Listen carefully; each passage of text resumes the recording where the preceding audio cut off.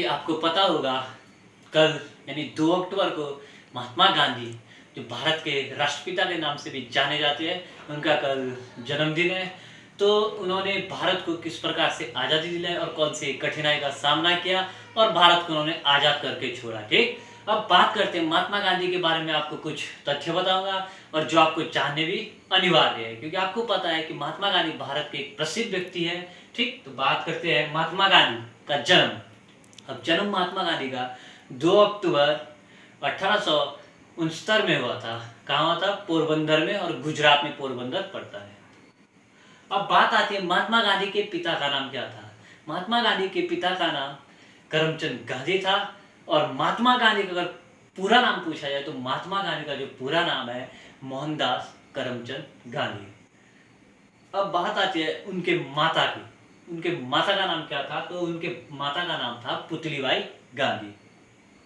महात्मा गांधी की जो शादी हुई थी, उनकी 13 वर्ष में उनकी शादी हो गई थी महात्मा गांधी की। और उनकी पत्नी का नाम जो था, उनके पत्नी का नाम था कस्तूरबा गांधी।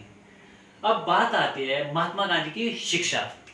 महात्मा गांधी ने जो अपनी शिक्षा प्रारंभ की वो कहाँ से की? ब्रिटेन से, जिसको वर्तमान में इंग्लैंड कहा जाता है।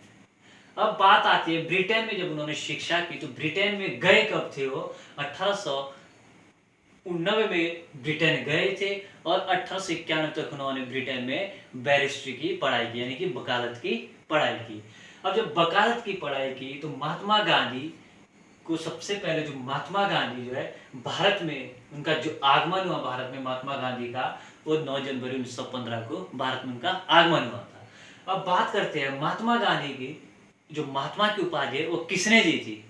तो बात आती है रविंद्रनाथ टैगोर की। इन्होंने महात्मा गांधी को महात्मा की क्या दी थी? उपाधि दी थी। ठीक, अब बात आती है महात्मा गांधी की मृत्यु 30 जनवरी 1948 को हुई थी। और नाथूराम गोडसे, यह नाम आपने सुना होगा कि नाथूराम गोडसे ने जब महात्मा गांधी स्टेज पर स्पीच दे रहे थे, यानी भाषण दे रहे थे, तो महात्मा गांधी को नाथूराम गोडसे द्वारा गोली मारी गई, जहां पर उनकी क्या हुई? मृत्यु हो गई। अब इससे पहले कि हम बात करते कि महात्मा गांधी अफ्रीका भी गए थे, तो महात्मा गांधी अफ्रीका कब गए थे? 1893 में। अब महात्मा गांधी अफ्रीका क्यों गए थे, यह सबसे महत्वपूर्ण जानने वाली जो बात है, जानने योग्य जो बात है वो ये है कि महात्मा गांधी अफ्रीका गए क्यों थे। महात्मा गांधी अफ्रीका इसलिए गए थे कि दादा अब्दुल्ला, जो वहाँ पर उस समय अफ्रीका में जो भारतीय नागरिक थे, दादा अब्दुल्ला, उनका महात्मा गांधी के लिए प्रस्ताव आया। ठीक, क्योंकि उनको पता था महात्मा गांधी ने वकालत की पढ़ाई की है तो वो हमारी समस्या को हल कर सकते हैं, यानी कि हमारी समस्या का समाधान कर सकते हैं। ठीक, अब बात आती है महात्मा गांधी अफ्रीका दौरे में जब गए थे, अफ्रीका जब गए थे 1893 में, तो महात्मा गांधी जब अफ्रीका में गए तो अफ्रीका में उस समय दौर चल रहा था किसका? रंगभेद का, यानी कि रंगों के आधार पर अफ्रीका में क्या चलता था? भेदभाव चलता था। गोरा है, चिट्टा है, मतलब इस प्रकार के रंग के आधार पर जो भेदभाव चलता था इंसानों के भी। अब बात आती है महात्मा गांधी अफ्रीका के लिए चल दिए। डरबन से प्रिटोरिया की जब यात्रा कर रहे थे ट्रेन पे, तो महात्मा गांधी को मैरिसबर्ग में जो अधिकारी थे ब्रिटिश, यानी कि अधिकारी थे अंग्रेज अधिकारी, उन्होंने महात्मा गांधी को मैरिसबर्ग में उतार दिया। अब उतारा इसलिए महात्मा गांधी को, तो महात्मा गांधी काले कलर में दिख रहे थे, तो उसमें जो अन्य व्यक्ति बैठे थे सब अंग्रेज व्यक्ति बैठे थे जो एकदम गोरे दिख रहे थे, जिस कारण उन्होंने ट्रेन को रोका और महात्मा गांधी को मैरिसबर्ग में उतार दिया। अब महात्मा गांधी ने जब उनसे सवाल किया तुम मुझे उतार क्यों रहे, तो उन्होंने बताया कि आपको पता होगा जब आप अफ्रीका आ रहे हैं तो आपको पता है यहाँ पर जो है रंग भेद के आधार पर भेदभाव किया जाता है, तो आप इस ट्रेन में बैठ नहीं सकते, क्योंकि इसमें जो सब लोग बैठे हुए कौन से? ब्रिटेन के गोरे लोग बैठे हुए। तो महात्मा गांधी ने हार नहीं मानी और महात्मा गांधी अफ्रीका पहुंच गए। ठीक, अब बात आती है 1894 की। 1894 की वो बात महत्वपूर्ण बात, क्योंकि नटाल इंडियन कांग्रेस की जो स्थापना हुई थी वो कहाँ हुई थी? अफ्रीका में। और किसने की थी? महात्मा गांधी ने। और कब की थी? 1894 में। और अफ्रीका कब गए थे? 1893 में, यानी कि 1 साल बाद उन्होंने क्या कर दी थी? अफ्रीका में नटाल कांग्रेस की स्थापना कर दी थी।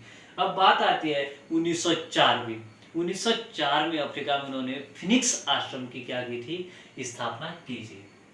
ठीक। अब जब बात करते हैं 1906 की, 1906 में उन्होंने प्रथम सत्याग्रह चलाया था, कहाँ से? अफ्रीका से।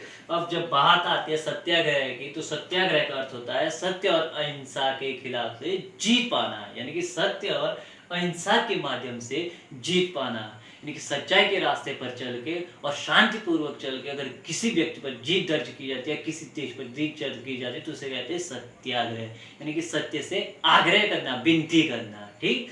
अब बात आती है 1919 की। 1919 में उन्होंने हिंद स्वराज नामक पुस्तक लिखी, और कहाँ पर लिखी? कहाँ पर लिखी? 1909 में उन्होंने हिंद स्वराज नामक पुस्तक अफ्रीका में। ठीक। अब जब प्रश्न पूछा जाएगा अफ्रीका से, जो सबसे महत्वपूर्ण प्रश्न है, एक तो है प्रथम सत्याग्रह। अगर महात्मा गांधी का पूछा जाए, महात्मा गांधी का प्रथम सत्याग्रह कहाँ से शुरू हुआ था, तो बात आती है अफ्रीका से। कब? 1906 में। ठीक। अब जब बात करें तो हिंद स्वराज नामक पुस्तक महात्मा गांधी द्वारा कहाँ लिखी गई, तो बात आती है अफ्रीका में 1909 में। ठीक। अब गांधी युग। गांधी युग महात्मा गांधी का वह युग कहलाता है जब वह भारत के दौर पर पहुंचे और भारत अपने देश पर पहुंचे। ठीक। तो बात आती है भारत में उस समय दौर चल रहा था प्रथम विश्व युद्ध का, क्योंकि महात्मा गांधी भारत 9 जनवरी 1915 को आए थे। और राजनीतिक गुरु जो महात्मा गांधी के माने जाते हैं कौन थे? गोपाल कृष्ण गोखले को राजनीतिक गुरु माना जाते हैं, यानी कि राजनीति जिन्होंने इनसे करनी सिखाई वो कौन थे? गोपाल कृष्ण गोखले। अब गांधी को भर्ती करने वाले सार्जेंट की उपाधि भी दी गई। गांधी को जो भर्ती करने वाले सार्जेंट की उपाधि दी गई वो भारतीय नागरिकों द्वारा दी गई, क्योंकि जो ब्रिटिश लोग हैं उन्होंने महात्मा गांधी जब भारत में आए थे तो ब्रिटिश लोगों को पता था इन्होंने वकालत की पढ़ाई की है, तो ब्रिटिश लोगों ने महात्मा गांधी से कहा हम तुम्हारे देश को आज़ाद कर देंगे, यानी कि तुम्हारे देश को छोड़ देंगे अगर तुम चाहते हो कि जो तुम्हारे यहाँ के नौजवान हैं वो हमारी सेना में भर्ती हो, हमारे को प्रथम विश्व युद्ध से क्या जीत दिला दे। तो महात्मा गांधी ने इस बात को स्वीकार किया और गांव-गांव जाकर या शहर-शहर जाकर महात्मा गांधी ने क्या अपने लोगों को ब्रिटिश की सेना के लिए आकर्षित किया, ब्रिटिश की सेना में भर्ती करने के लिए आकर्षित किया, जिस कारण इनको भर्ती करने वाले सार्जेंट की क्या दी गई? उपाधि दी गई भारतीय नागरिकों द्वारा।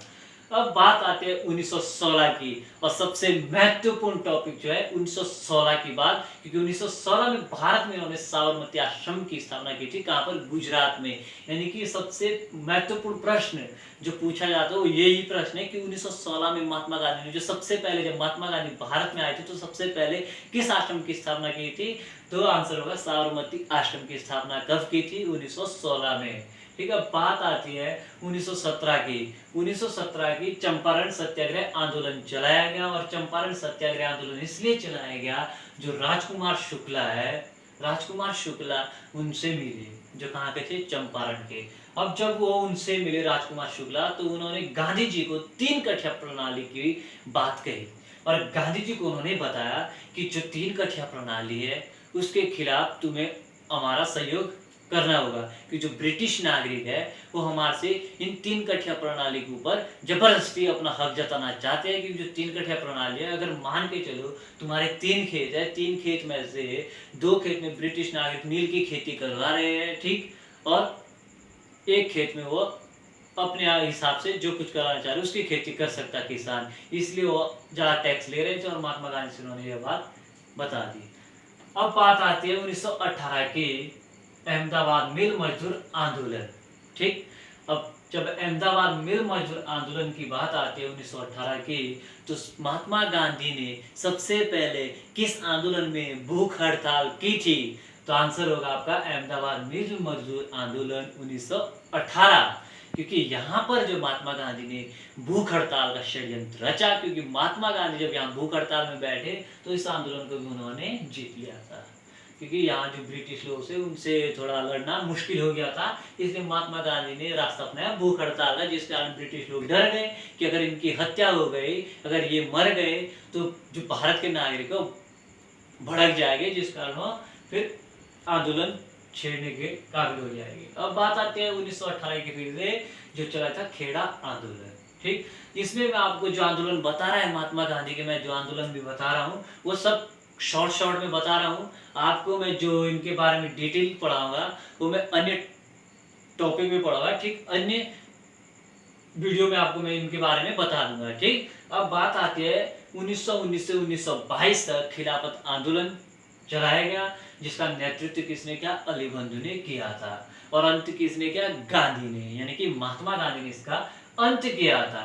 1919 से 1922 तक खिलाफत आंदोलन चला और फिर इसी बीच 1920 से 1922 तक अश्वेत आंदोलन चला, जिसका नेतृत्व महात्मा गांधी जी ने किया। और अश्वेत आंदोलन को 11 फरवरी 1922 को वापस लिया गया। ठीक, अब अश्वेत आंदोलन को वापस इसलिए लिया गया क्योंकि जो भारत के जो गर्म दल के जो लोग थे उन्होंने पुलिस थाने पर क्या आग लगा दी थी, जिसके कारण वहाँ बहुत सारे पुलिस मरे।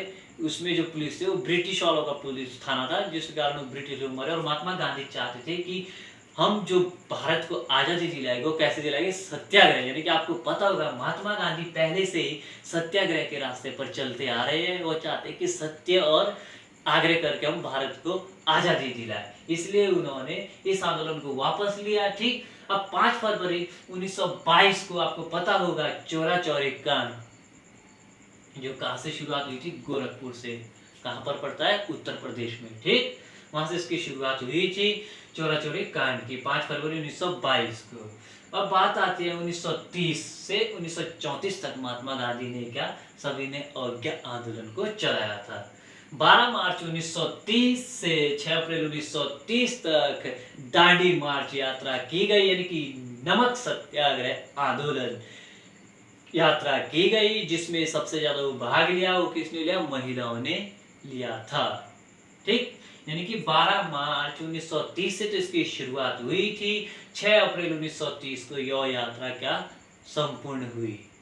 ठीक, अब 1942 में आपको पता होगा भारत छोड़ो आंदोलन, यानी कि 1942 में आंदोलन इतने हो गए थे कि महात्मा गांधी ने बहुत सारे आंदोलन, ये सारे आंदोलन जीत लिए थे, जिसके कारण अंत में भारत छोड़ो आंदोलन की शुरुआत हुई। और वो चाहते थे कि अब ब्रिटिश को आंदोलन के थ्रू यहाँ से भगाया जाए, क्योंकि ब्रिटिश लोग भारत के जो मुख्य लोग हैं इनको बेवकूफ बनाते जा रहे थे। वो चाह रहे थे ब्रिटिश लोग कि हम तुम्हें आज़ाद कर देंगे, हम तुम्हें आज़ाद कर देंगे। इस प्रकार बोलते बोलते वो आज़ाद नहीं कर पाए, जिस कारण अंत में 1942 में भारत छोड़ो आंदोलन की शुरुआत करनी पड़ी। ठीक, और भारत छोड़ो आंदोलन का जो अन्य नाम है वो अगस्त क्रांति है, जिसकी शुरुआत 8 अगस्त से हुई थी। ठीक, अब बात आती है 1919 में जलियांवाला बाग हत्याकांड भी हुआ था, यानी कि 1919 में मैंने आपको बताया था खिलाफत आंदोलन की शुरुआत हुई थी। अब 1919 में ही बात आती है भारत में जलियांवाला बाग हत्याकांड भी हुआ था, जिस समय महात्मा गांधी और उनके जो अन्य सहपाठी थे उनको बैन कर दिया गया था पंजाब प्रवेश के लिए, यानी कि पंजाब में आने के लिए उनको क्या कर दिया गया था? बैन कर दिया गया था, यानी आने पर जो मनाही थी। जब बात आती है अशोक आंदोलन की 1920-1922 से शुरू हुआ था। ठीक, अशोक आंदोलन, तो उस समय जब उन्होंने अशोक आंदोलन को वापस लिया था तो भारत के जो दूसरे अन्य नेता थे महात्मा गांधी के साथ, जो अन्य नेता थे वो उनके खिलाफ चले गए, क्योंकि उन्होंने आंदोलन जब वापस लिया तो उस समय तो उन नेताओं में आग बहुत ही भड़क चुकी थी, क्योंकि ब्रिटिश के खिलाफ बहुत गर्म हो चुके थे, ब्रिटिश को यहाँ से भगाना चाहते थे। और महात्मा गांधी ने ऐसे में आंदोलन वापस ले लिया। जब महात्मा गांधी ने आंदोलन वापस लिया तो जो उनके स्थानीय नेता थे वो महात्मा गांधी के खिलाफ हो गए, जिसके कारण क्या? स्वराज पार्टी की स्थापना की गई मार्च 1923 को मोतीलाल नेहरू और चिदम्बरम दास द्वारा। 1924 में ही उसके एक साल बाद 1924 में गांधी दास समझौता हुआ था, यानी कि महात्मा गांधी और चित्तरंजन दास के बीच एक समझौता हुआ था, और उसके बाद वो महात्मा गांधी के साथ देने के लिए तैयार हो गए। ठीक, अब बात जब इतनी आ गई है तो आपको पता होगा कि अंत में महात्मा गांधी ने भारतीय देश को आजादी दिलाई थी, और 30 जनवरी 1948 को नाथुराम गोडसे द्वारा इनकी गोली मारकर हत्या की गई थी। और मैं आपसे बस एक प्रश्न पूछना चाहता हूँ कि भारत की जो करेंसी है उस पर महात्मा गांधी की फोटो किस समय की लगाई गई है और महात्मा गांधी की फोटो भारत की करेंसी पर क्यों लगाई जाती है, आप इसका आंसर मुझे कमेंट बॉक्स में जरूर दीजिएगा। Thank you.